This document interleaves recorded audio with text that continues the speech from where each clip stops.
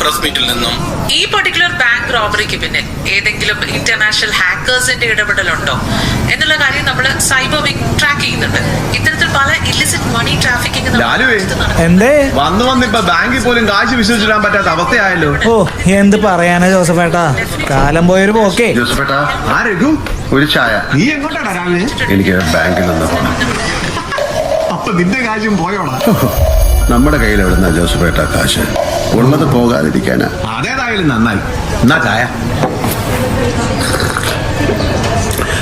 ചായ കുടിച്ചുകൊണ്ടിരുന്നപ്പോൾ മേശപ്പുറത്ത് കിടന്നിരുന്ന 3-4 ദിവസം മുൻപുള്ള പത്രത്തിലെ ഒരു വാർത്ത എന്റെ കണ്ണിൽപ്പെട്ടു. വാഹനാപകടത്തിൽ പരിക്കേറ്റ് ചികിത്സയിലായിരുന്ന ഡെന്നിസ് 28 വയസ്സ് ആശുപത്രിയിൽ മരിച്ചു.